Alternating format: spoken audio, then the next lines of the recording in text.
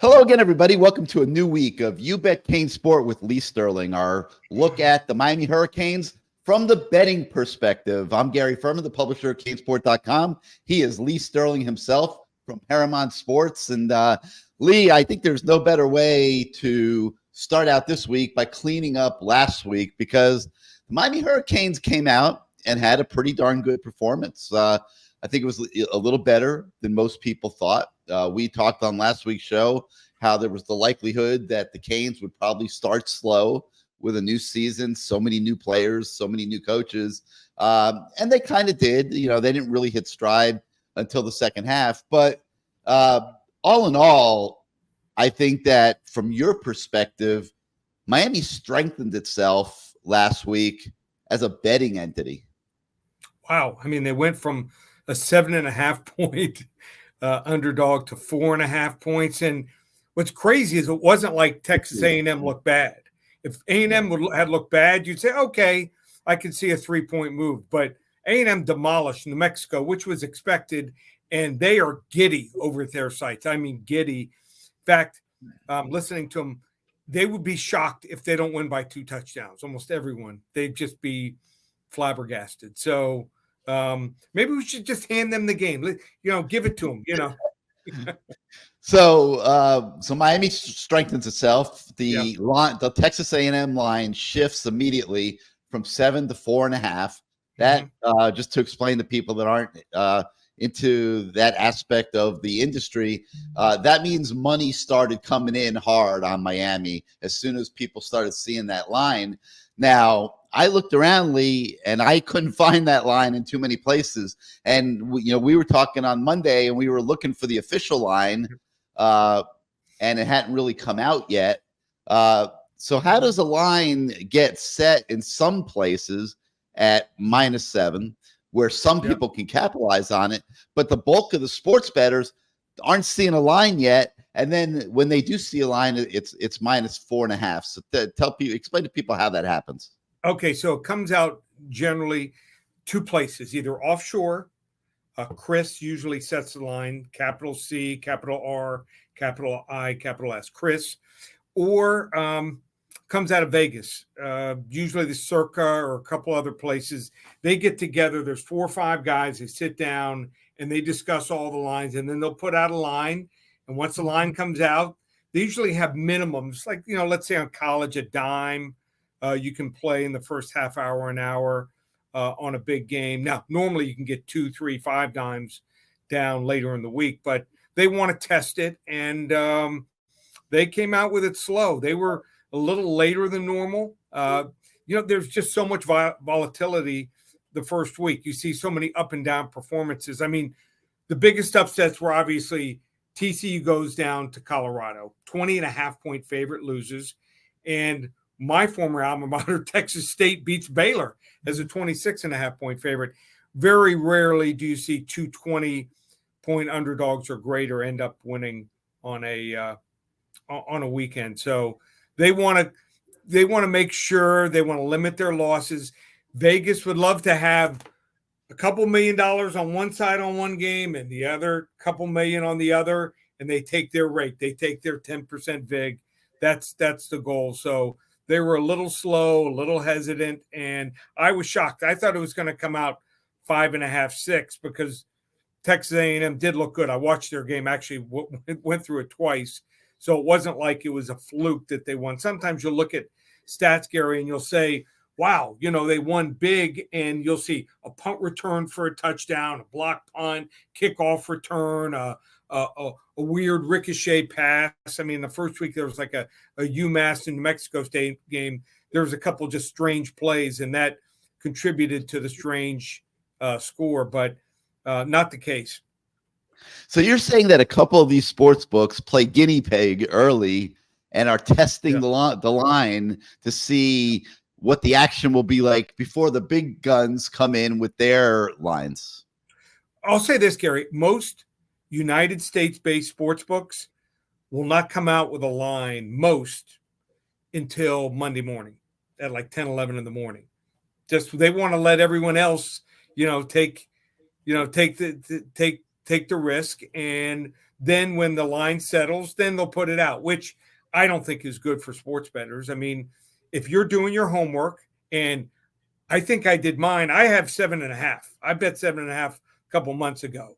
So I'm sitting pretty. The question is, do I want to come back and go with 4.5 and take Texas A&M? So that's the only question. So you took Miami in 7.5 Right.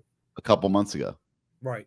Interesting. And now you might play an angle. You'll see how you Probably feel. Not. Probably not. I mean, there's only two key numbers. There's four key numbers in sports betting in the NFL, and it's usually 3, 4, 6, and 7. College, more teams go for 2-point conversions, but still you'll see more games in 3, 4, 6, and 7 than any other number. So that's why you see people tease down a number. They'll take let's say a 2-team 6-point teaser. So for instance, like the Dolphins. Do I think the Dolphins have a chance to win on Sunday? Yeah, they're getting 3 points, but I think they're going to play the Chargers close. So if I can find another game, let's say Jacksonville -5, I can move it 6 points to where they're going from a 5-point favorite to a 1-point underdog. All they got to do is win the game. I win that or tie. And if I can move Miami from a 3-point underdog to a 9-point underdog, I get over the number 3, 4, 6, and 7. So people love to bet teasers. Parlays. Parlays are, pay 13-5. So you win 2, the people are looking for the big hit. Parlays in the long run are a loser. You cannot win betting 80, 90, 100% parlays. You never can. You got to hit like 62.5% just to break even. Right. So, but in the NFL, and once in a great while, when totals are low, you can play some teasers in college football. So, it's a line move that really only probably would be bet by professionals from 7.5 to 4, 4.5 if it was an NFL game. All right. So you said you watched the Texas A&M game twice. Would you normally watch a game twice, or is it because you're a Miami guy and you've got an extra interest in this game? Probably have several clients from South Florida that are interested in the game. Is that why you watched it twice, or do you normally watch games twice? No, I usually just watch them once. Okay. But I wanted to look at a couple players, look at, maybe see how each team can attack the other. Now, what I feel Miami's game plan should be is probably going to be a little bit different from what they'll do. But by looking at enough games, I can tell you who's really strong on their team, who's really weak. I mean, it doesn't take a rocket scientist to tell you that Stewart, their defensive end, is an absolute beast. I mean, he is a man-child, and we would have loved to have had him. But the key is to figure out, who the 2 or 3 weakest guys are on that defense and how you can attack, their still young quarterback, Connor Wegman. All right. So talk to us. You watched them twice. Okay. Give us the Lee Sterling Texas A&M scouting report. Okay. So they're as good or better than I thought. I think they're very talented. I think they're actually a little more talented than Miami, but there are some factors here. Connor Wegman has played one road game, started one road game. That was at Auburn. They lost 13-10. Now, they were missing a bunch of players. Their offensive line was total makeshift. Receivers, running. I think they were missing. They might have been even missing A-Chain in that game. I'm not positive, but he battled. He hung in there. They only lost 13-10. He's a tough kid. He can throw the football. He likes to drop back, plant his foot, and throw. He's very successful and more on target when you allow him to do that. If I'm Miami, I want to have him move laterally. I want to have him move left and right. I would have 65-70% of my blitzes come from right up the middle.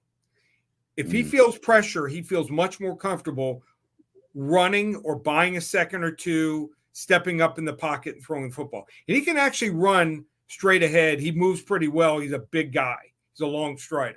And he might have a gain or two where he gains 15, 20 yards.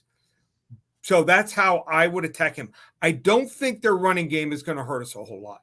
I think their line is good, not spectacular, and I think our defensive line is better than last year. And it wasn't like they did a whole lot against us. We ran for 175 yards last year. Yeah. They just played field position every one of their passes. They did not attempt, I don't believe, a pass more than 30 yards down the field. They hit on that not screen play, the back out of the backfield to A-chain where our linebacker didn't get out in time to make the tackle. And that was the only touchdown I think scored in the game. So I would attack them up the middle. I'm not so worried about if he has to scramble left or right. Their receivers are really good. I mean, Evan Stewart is a number one receiver in the NFL. He is that good. They have another kid, Noah Thomas, who's really come on. Aeneas Smith, very good, number 0. They got 3 good receivers. They're going to complete some passes on us. We just have our cornerbacks are okay. I don't think we have anyone that would be a number 1 on a solid team. A lot of 2s, 3s, and 4s. Right. So hopefully we've scouted them. I think they showed a little more than we did. What do we run? About 9 or 10 flanker screens, something like that. Yeah. Well, Tyler Van Dyke had the finger injury, so they were taking it slow with him. Yeah. And then by showing that play over and over again, didn't show them very much, which is good. No. On defense, I've identified 2 guys I think are their weak links. Number 24, Chris Russell, linebacker. I think he takes bad angles to the football and not great tackling. Their other linebacker, number 45, is good. He's a thumper. And their defensive line gets penetration. If our offensive line plays well, we should be able to run the football. Now, I thought we played well on offense. I didn't see a punch and then guys keep really driving. And maybe when you're playing at home and the crowd is more into it and it's not pouring rain and you're more up for the game, you're going to give a little more of an effort.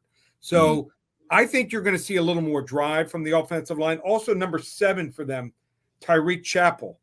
I think that we can go after him in the secondary. So those are the 2 guys that I think are their weak links. I think home field advantage. You were at the game last year. I think we had a bunch of illegal procedure penalties. We were snapping the ball 90% of the time, it seemed like, with less than a second or 2 to go on the clock. We got to get up on the ball. You got to snap the ball. When guys are down, you're down the last second or 2, defense has the advantage then. So that was a big problem last year with the crowd noise and getting plays in. Looked like we were a little bit quicker on Friday night. And I think home field is going to be an advantage for us. I think the crowd's going to be into it. And I don't think they know what to expect. I think these kids have played on a big stage. They played some big games. They played last year at Alabama. So it's not like they haven't seen it before, but I think they're going to be shocked. The A&M fans are telling me, it'll be maybe 55, 60,000. We'll have 10,000. It won't even be loud. We have high school games that are louder than that. Trust me. It's going to be loud. If you were at the Virginia Tech and the Notre Dame game the year that we were on a roll, we were undefeated, I think it's going to be close to that. So I like Miami here, 27-24.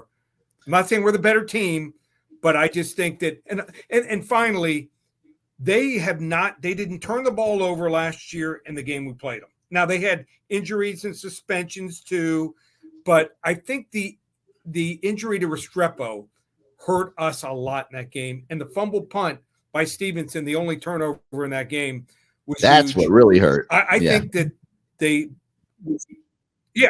when they didn't turn the ball over last year, didn't turn the ball over in the first game, I think they're going to meet adversity. I think we're going to get 1 and maybe 2 turnovers in this game. I like us, 27-24. All right, so Lance Guidry, I know you're watching.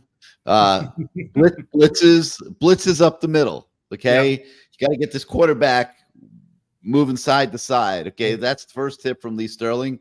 And Shannon Dawson, don't forget your running game because might be able to do a little work there against this Texas A&M front 7. So we'll see how that goes. 27-24 Miami is your prediction, Lee. Does that go out to your clients this week?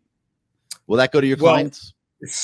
So I will give up probably 6 or 7 selections out of the 48, 50 plays. I'm not sure if it's going to be a player. At 7 or 7.5, it would have been a huge play.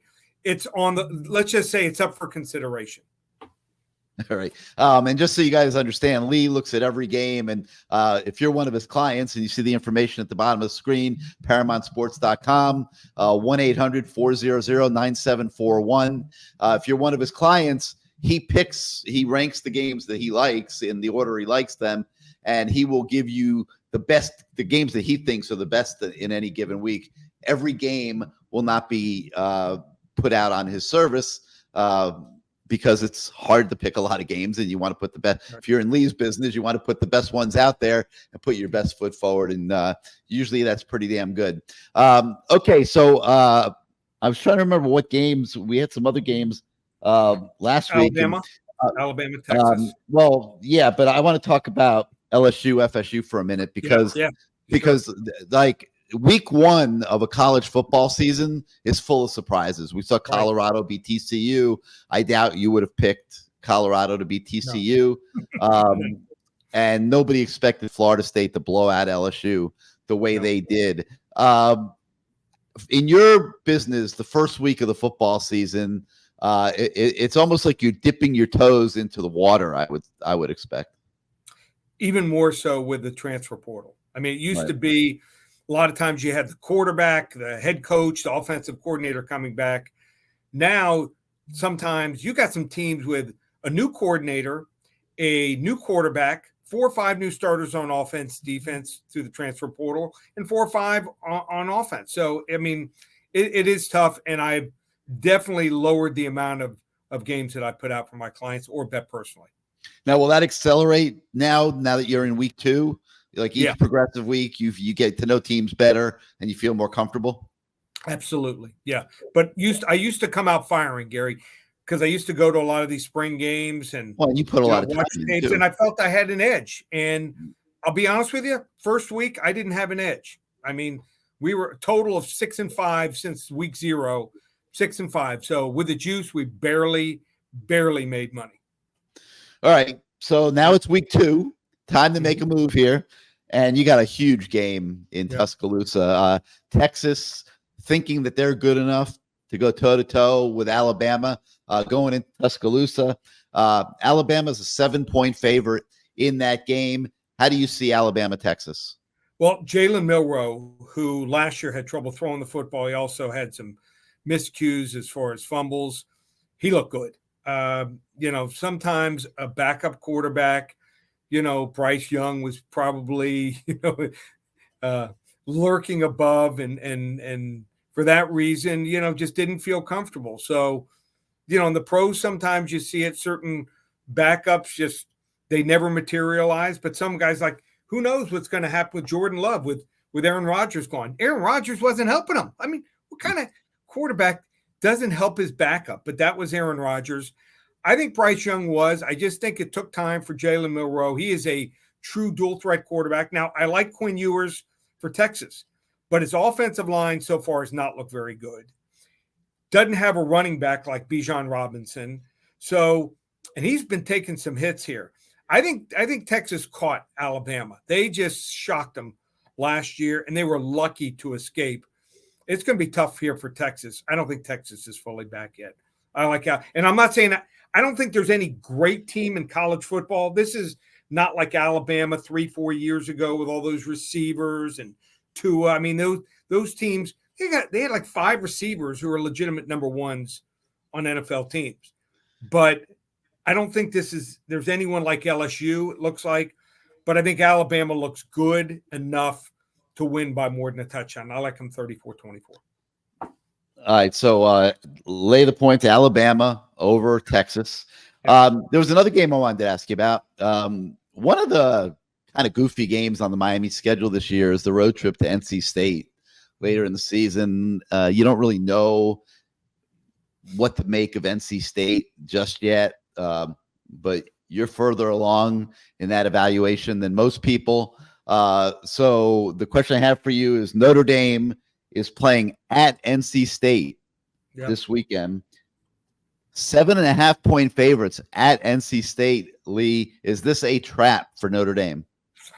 I don't think so. So Sam Hartman looks really good. He looks settled in. I thought, there would be maybe a little bit of a learning curve from the offense that he ran. He just looks good. He knows he's got a good offensive line, knows he's got a couple stud running backs. His receivers look a little better than expected. On the other side, Brennan Armstrong, he hasn't looked the same in a couple years. He just looks like he's gun shy. He used to come out there and he had like an air of confidence when he got under center. He could run and he could throw. Doesn't look like he's anywhere close to the same. In fact, he did not have a completion, believe it or not, more than 20 yards against UConn. We're not talking about the U. We're talking about UConn. Not one completion more than 20 yards. And Notre Dame defense looks good too. They have not allowed a touchdown versus Navy or Tennessee State. But home field is about the only advantage I think NC State has. I think their talent's way down. I like Notre Dame 31-20. All right, Lee. Well, we've got the information at the bottom of the screen, ParamountSports.com, 1-800-400-9741. If you call, Lee might just answer the phone himself and sign you up. Got any specials or anything this week? I do. So I rate my selections from 10 to 50 units, and we have our first 40 to 50 unit play of the year in the NFL. Combined college and pros the last 15 years, we're 61-20 on these 40 to 50 unit plays. So I'll even text you the selection so you'll know what it is and can root it home. So people love the big plays, and we've been able to spot, even in the NFL week 1, a situation we're going to take advantage of. So if anyone wants to get involved, a month, 4 weeks through Monday, October 2nd, use coupon code SAVE100, just $297 for 4 weeks of my selections. That's probably 11 to 14 games combined, college and pro, per week. And then you want to try us for the season through the Super Bowl, use coupon code SAVE300, just $1,197. Check out the new website celebrating our 30th year in business, ParamountSports.com. Got a lot of great features there. Just go to the homepage also where it says free pick sign up. Put in your information there, and we'll email you a free selection every Friday night at 9 p.m. All right, Lee. Well, everybody's running to bet the Canes this week. Take the Canes and the points, everybody. But Lance Guidry, Shannon Dawson, make sure you listen to those tips that we gave you earlier in the show. For Lee Sterling, I'm Gary Ferman. Thank you so much for joining us on You Bet CaneSport with Lee Sterling. We'll see you next time, everybody.